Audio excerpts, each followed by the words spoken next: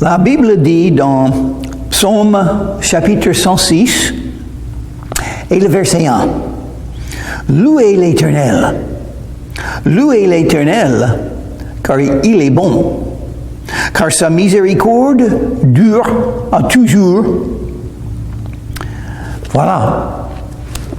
On va lire le verset 2 aussi. « Qui dira les hauts faits de l'Éternel? Qui publiera toute sa louange? » Prions.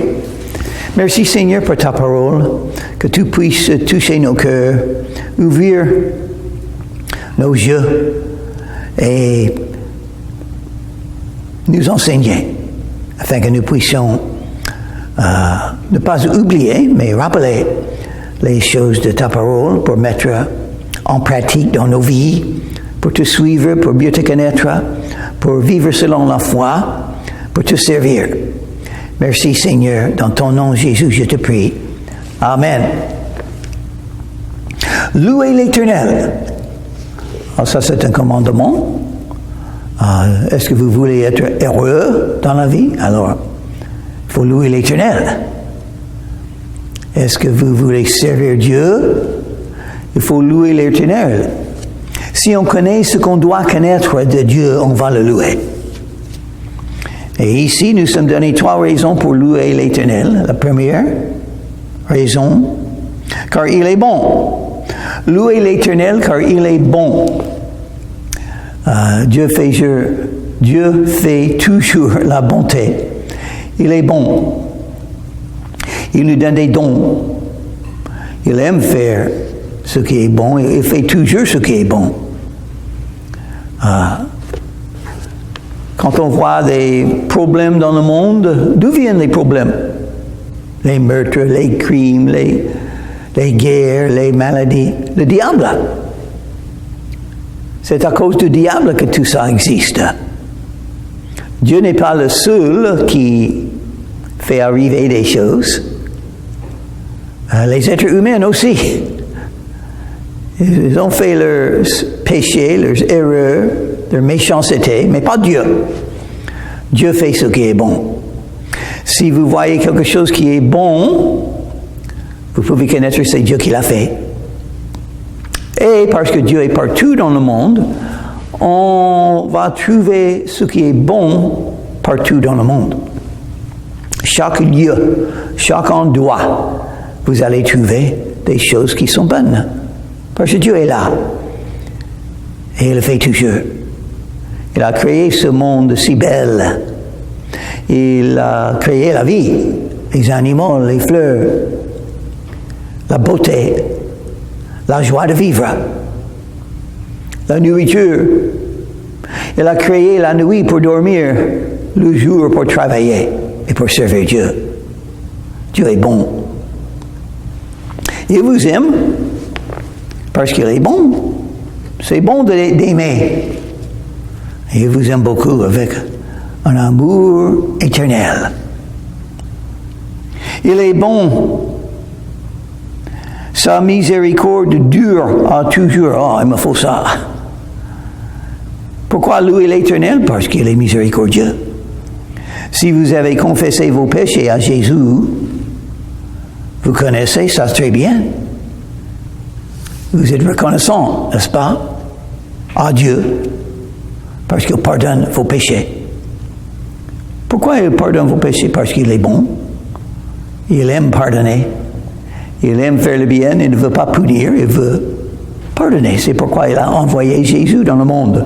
Car Dieu a tant aimé le monde, Jésus a dit, Jean chapitre 3, verset 16, qu'il a donné son Fils unique, afin que quiconque croit en lui ne périsse pas, mais qu'il ait la vie éternelle. Qui dira les hauts faits de l'Éternel? Qui dira les hauts faits? Les miracles. Qu'est-ce que c'est un miracle? Quelque chose au-dessus de la terre, des choses naturelles, des choses normales qu'on voit, qu'on connaît par la science. Dieu peut faire des choses au-delà de tout ça, au-delà de la science. Et même la science n'a pas toujours raison. La vraie science a toujours raison. Parce que la vraie science, c'est l'étude de ce qui est là, de ce qu'on peut voir, de ce qu'on peut examiner et mesurer et évaluer. Mais la théorie d'évolution, c'est une théorie. N'a pas d'épreuve.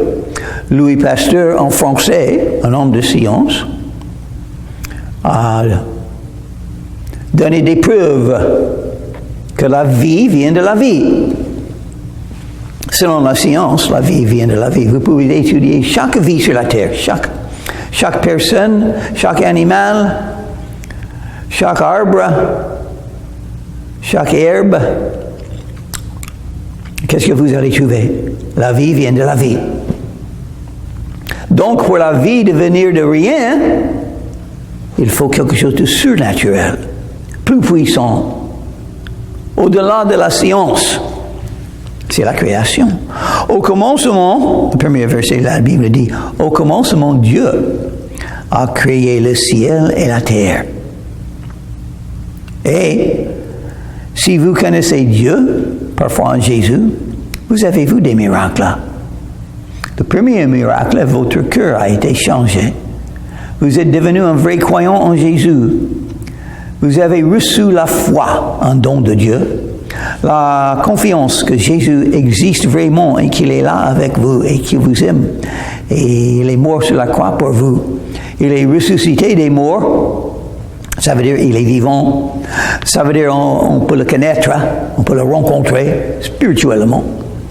Dans votre esprit, dans votre âme, vous pouvez être sûr que Jésus est là. C'est un miracle. Un cœur endurci sans foi peut devenir un cœur de foi. Ça est arrivé avec l'apôtre Paul. Il était tout à fait contre Jésus et les chrétiens. Mais un jour, Paul a rencontré Jésus dans un sens étonnant, un miracle. Un haut fait. Et Paul a dit à Jésus, Seigneur, que veux-tu que je fasse? Il a appelé Jésus Seigneur et il est devenu tout de suite un serviteur de Jésus-Christ. Vous pouvez faire la même chose si vous voulez. Les hauts faits de l'Éternel. Si vous êtes un vrai croyant, vous êtes entré dans une vie de foi. Vous vous confiez en Jésus chaque jour, n'est-ce pas? Chaque décision que vous avez à faire, vous le donnez à Jésus, vous demandez sa volonté. Chaque situation dans votre vie, vous reconnaissez c'est la main de Dieu. Il a fait ça pour une raison. Même les épreuves, même les tribulations, même les larmes qui coulent de mes yeux. Dieu est là et il a une raison. Et vous allez prier. Et Dieu exauce les prières. Vous allez voir des miracles dans votre vie. Des miracles. Et grâce à ça, à cause de ça, vous allez louer l'Éternel. Et vous allez publier sa louange. Publier. C'est-à-dire parler, dire, chanter. Louez le Seigneur pour dire aux autres ce que Dieu a fait pour vous dans votre vie. Ce que vous avez appris de Dieu, il faut le dire aux autres. Et ça va les aider à croire aussi. Ça va les encourager à avoir plus de foi. Parce qu'ils vont penser, regarde ce que Dieu a fait dans sa vie. Il peut faire la même chose dans ma vie. Et heureux ceux qui observent la loi, mais pas seulement croire, obéir aussi. Ceux qui observent la loi, qui pratiquent la justice en tout temps. Il a mentionné la miséricorde de Dieu, verset 1. Maintenant, il parle de notre responsabilité, notre appel de faire ce qui est juste. Qu'est-ce que c'est la volonté pour vous?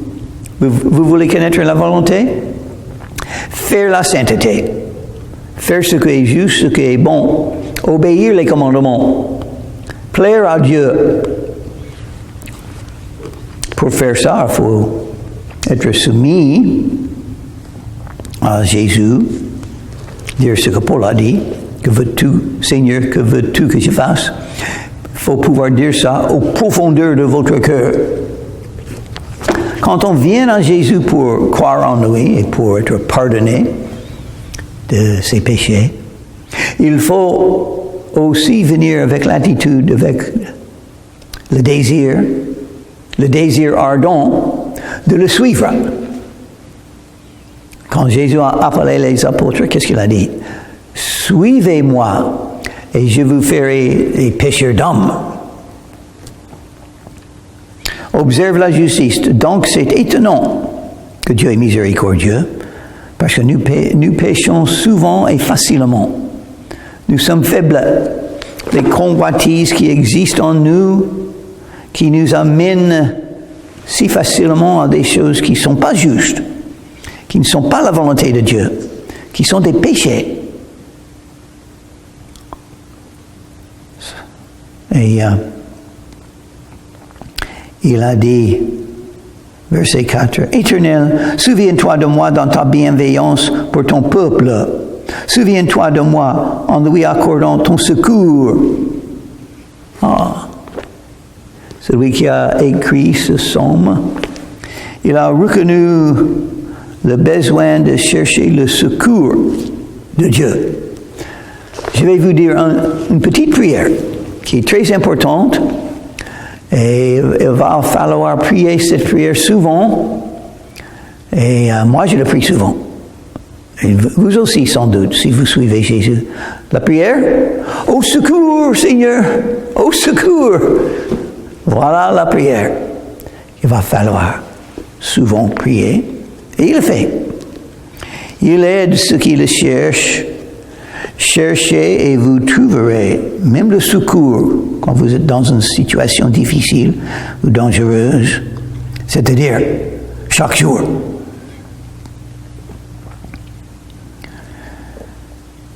Verset 5. Afin que je voie le bonheur de tes élus. Il faut être heureux. Comment être vraiment heureux dans la vie humaine, la vie terrestre? Cherchez Dieu et le trouver.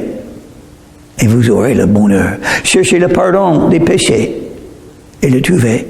Cherchez à obéir Dieu. La justice donne la joie. La justice, parfois Jésus, c'est-à-dire le don gratuit, ça donne la joie. Le Saint-Esprit qui entre en vous, parfois en Jésus, il donne la joie. Les fruits de l'Esprit sont mentionnés, Galates chapitre 6. L'amour, la joie, la paix, la douceur, la patience, la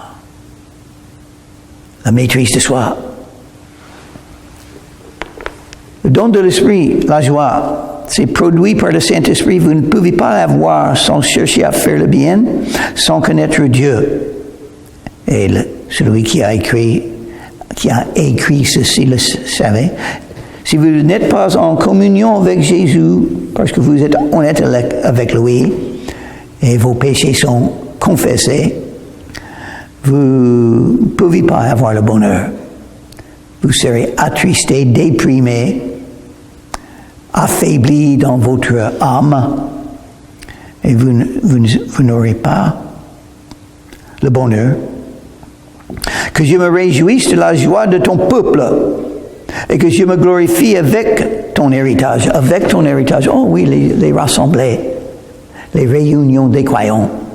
Pourquoi venir à des réunions des croyants, comme on peut faire, par exemple, EGST en Guimau, dans la région du golfe de Saint-Tropez?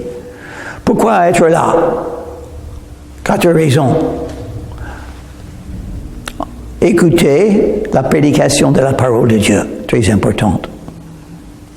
On a un pasteur, quelqu'un qui enseignait la Bible. Il faut écouter ça. Dieu l'a établi comme ça. Après être ressuscité des morts, Jésus a dit à Pierre, « Simon, m'aimes-tu? Oui, Seigneur, tu sais que je t'aime. Paie mes brebis. » Jésus a dit ça à Pierre 3 fois. Paître les brebis. Enseigner la parole de Dieu, c'est la volonté de Dieu. Quelques-uns des croyants sont appelés à lire la Bible à tout le monde et l'enseigner. Et on vient ensemble pour l'écouter. Louez l'Éternel. Louez l'Éternel. Et il a dit que je me glorifie avec ton héritage. Louez l'Éternel avec les autres croyants, par les cantiques, les chansons, par la musique chrétienne. Louez l'Éternel. Ça, c'est pourquoi on se rassemble. Il est bon que les frères et les sœurs se rassemblent en unité. Il y aura la joie. Il y aura les louanges de tout ce qui monte à Dieu. Donc on loue le Seigneur ensemble et on prie ensemble. La prière, les uns pour les autres. La prière est plus puissante quand c'est fait par plus qu'un seul croyant. Vous pouvez prier le Seigneur tout seul. Il faut. Vous êtes tout seul souvent pendant la journée. Il faut être une personne de prière. Jésus était. Des fois, il a prié toute la nuit. Il a beaucoup prié. Mais comment est-ce que nous prions? Vous allez prier plus si vous êtes avec les croyants qui prient. Vous allez prier avec eux, les groupes de prière. C'est très bien, c'est très important. C'est très puissant. C'est pourquoi il faut se rassembler ensemble pour prier les uns pour les autres. Et la quatrième raison pour venir aux assemblées des croyants, c'est-à-dire l'Église biblique, évangélique. Pourquoi y aller? Pour la communion fraternelle. Oui, on a le pasteur, on va apprendre de lui, peut-être, mais on va apprendre aussi des autres croyants, de tous les croyants. Chaque croyant a le Saint-Esprit en lui ou en elle. Chaque croyant a un don ou peut-être plusieurs dons de l'Esprit pour aider les autres croyants. Quand vous parlez avec les autres croyants, des choses de Dieu. Quand vous apprendrez des autres croyants ce que Dieu a fait dans leur vie, vous serez encouragés. Vous allez apprendre ce qu'ils ont appris de Dieu. Vous ne connaissez pas assez, vous ne savez pas assez des choses de Dieu. Vous allez apprendre des autres croyants beaucoup de choses spirituelles. Dieu va parler à votre âme par les frères et les sœurs en Christ. La communion fraternelle. Très importante. Vous ne pouvez pas avoir sans être avec les autres croyants. Donc venir avant que le culte commence et rester là après que ça se termine, afin d'avoir la communion fraternelle. Une partie, une chose très importante. Et verset 6, en vérité, nous avons péché comme nos pères. Nous avons péché. Cherche le pardon. Être honnête. On ne peut pas être orgueilleux si on pense à ses propres péchés. L'apôtre Paul a dit, je suis le moindre des apôtres, il le croyait, pas le plus grand. Il y a un problème parmi les pasteurs. Souvent, ils ont des disputes, des querelles, pas d'amour fraternel. Pourquoi des disputes et des querelles? Orgueil. Enflés d'orgueil. Ils étudient la Bible. Ils apprennent des choses et ils arrivent à croire qu'ils connaissent plus que les autres. Leurs idées sont mieux que les autres, n'est-ce pas? Donc ils vont discuter. Ils vont vous juger. Eux, ils ont raison, vous n'avez pas. Et ils pensent ça toujours. Un pasteur peut pas. Oh oui, facilement. Souvent. Et pour n'importe quelle raison.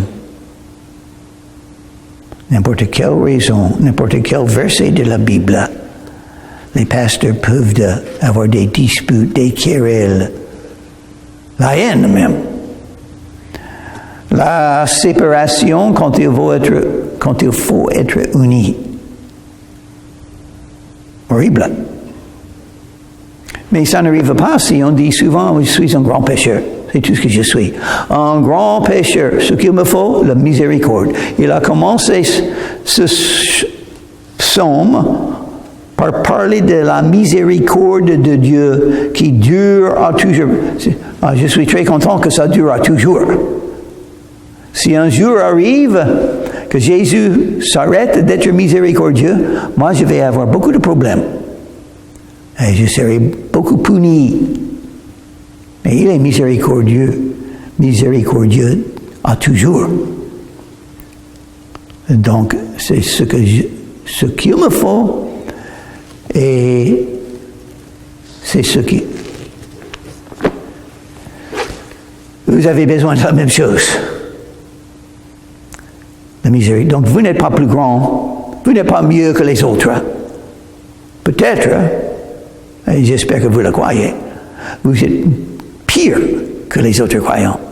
Il faut être humilié. Il faut être en bas. Il ne faut pas être orgueilleux. Il faut trouver l'humilité. L'humilité se trouve dans l'honnêteté. Si vous connaissez vous-même vraiment et la grandeur de vos péchés, vous n'allez pas penser que vous êtes bien. Vous allez penser que vous avez besoin toujours de la miséricorde de Jésus et vous serez reconnaissant. Et vous allez croire que les autres croyants sont mieux que vous. Mais vous connaissez vous-même, n'est-ce pas? Vous connaissez tous vos péchés. Le manque de foi, manque d'amour. Vous avez fait selon la convoitise de la chair. Vous avez pensé des choses qui ne sont pas bonnes. Et avec l'Internet, vous avez vu des choses qu'il ne faut pas voir. Vous avez péché, souvent, contre le bon Dieu. Et les autres croyants, non, sont mieux que vous. Sans doute, chacun est mieux que vous. Vous êtes sans doute le pire des croyants, il faut le croire. Il faut le croire, si vous voulez être humilié. Si vous voulez vivre selon l'humilité. Nos pères, nous avons péché comme nos pères. Nous avons commis l'iniquité. Nous avons fait le mal, il dit 3 fois. Pourquoi 3 fois? Parce que c'est important de reconnaître, de ne pas oublier, dire la vérité. Je suis un grand pécheur, je suis là maintenant, grâce à la miséricorde de Dieu, c'est la seule raison. Il ne m'a pas puni quand j'ai mérité. Ça, c'est la miséricorde. La miséricorde, parce que Dieu est bon. Il ne punit pas, même quand on le mérite. On mérite d'être puni. Mais je ne suis pas puni, je suis béni. Je vis encore aujourd'hui. Et je lis la Bible. Et je prêche la parole de Dieu un petit peu. En français même. Un peu en français. Mais c'est la bénédiction de Dieu. Je ne mérite pas de faire ça.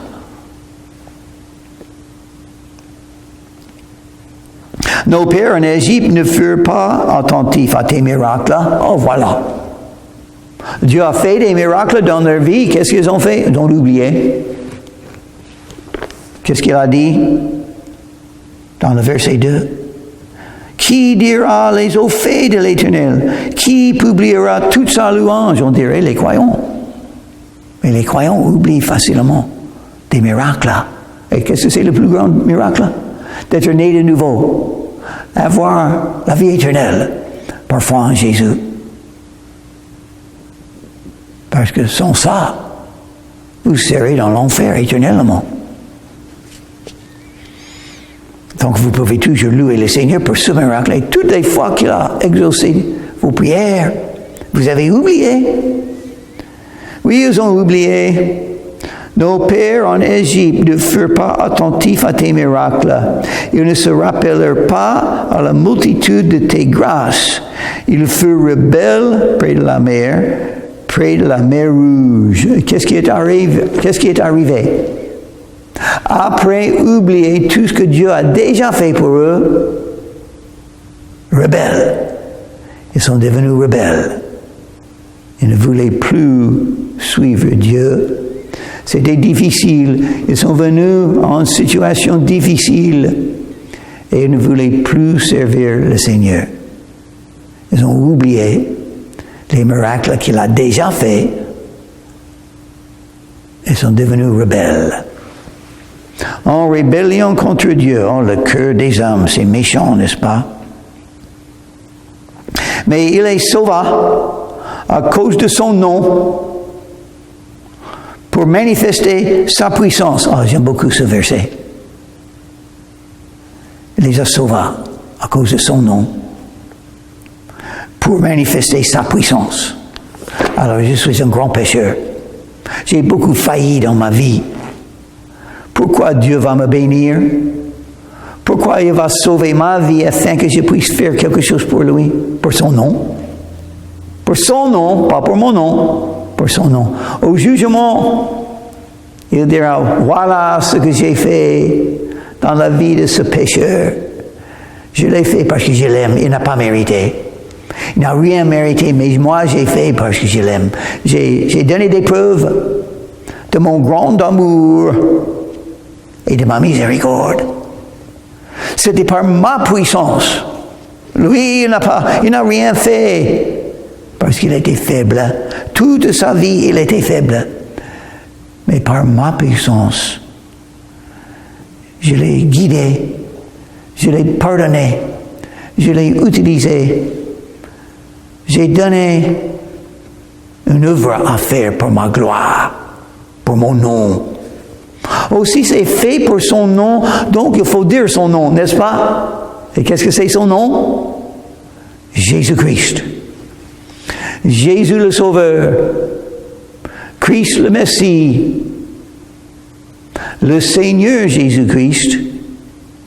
Notre Seigneur. Donc nous voulons le suivre.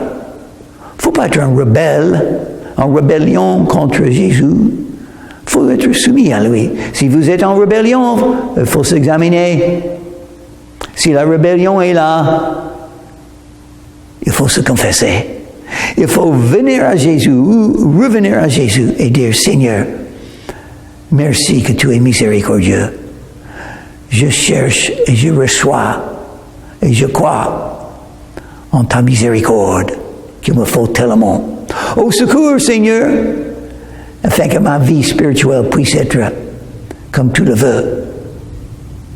Que ta volonté soit faite et que ton nom soit glorifié.